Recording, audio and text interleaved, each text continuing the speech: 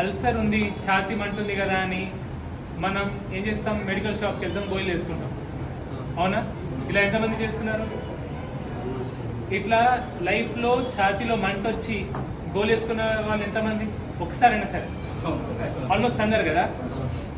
ఒకటి గుర్తుంచుకోండి, heart attack ఉంటుంది కదా, హార్ట్ అటాక్, గుండెపోటు, అప్పుడు కొన్ని సిమ్టమ్స్ ఈ ఛాతీలో మంటలానే ఉంటాయి.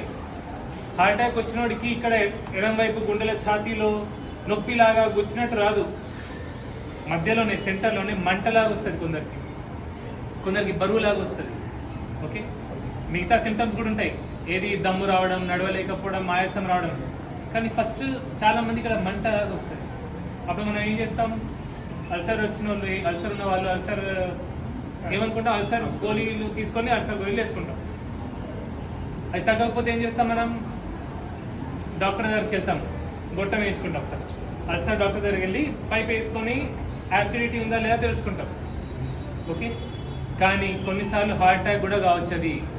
సో అందుకే ఎప్పుడైనా మీకు ఛాతీలో మంట, అల్సర్ లాగా వస్తే ఫస్ట్ డైరెక్ట్ వెళ్ళి మెడికల్ షాప్కి వెళ్ళి గోళీలు కొనకండి. ఫస్ట్ ఒక ఫిజిషియన్ దగ్గరికైనా వెళ్ళండి, లేదంటే గుండె డాక్టర్ దగ్గరికైనా వెళ్ళండి. కనీసం ఒక ఛాతీ పట్టి, ఈసీజీ అంటారు, అవసరం ఉంటే డాక్టర్లు ఎక్కువ కూడా చేస్తారు.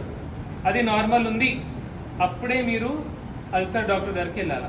గ్యాస్ట్రోఎంట్రాలజిస్ట్ అంటారు, వారి దగ్గరికి వెళ్ళి అప్పుడు ఆయన చెప్తే గుట్టం వేయించుకోవడం, వేయించడం, అది అప్పుడు అల్సర్ గోళీలు వాడాలి.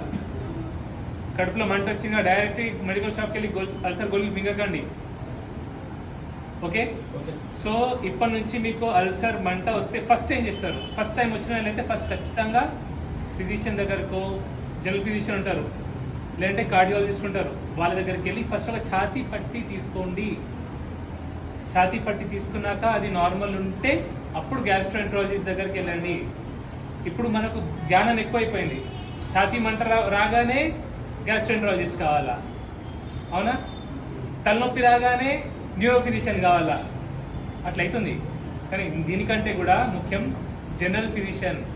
మీకు ఎప్పుడు ఏ రోగం వచ్చినా ఫస్ట్ జనరల్ ఫిజిషియన్ దగ్గరికి వెళ్ళండి. జనరల్ ఫిజిషియన్కి ఏముంటుంది, అన్నీ తెలుస్తాయి. నరాల గురించి తెలుస్తుంది, కిడ్నీ గురించి తెలుస్తుంది, గుండె గురించి తెలుస్తుంది, ప్రతి విషయం ఒక జనరల్ ఫిజిషియన్ తెలుస్తుంది. సో ఫస్ట్ ఒక జనరల్ ఫిజిషియన్ దగ్గరికి వెళ్ళిన తర్వాత షుగర్ బీపీ కూడా వాళ్ళకి తెలుస్తుంది. ఆయన ఫస్ట్ బేసిక్ ట్రీట్మెంట్ ఇస్తాడు, ఆ తర్వాత మీకు స్పెసిఫిక్గా ఇక్కడికి వెళ్ళాలని వాళ్ళు చెప్తారు. అర్థమైందా? సపోజ్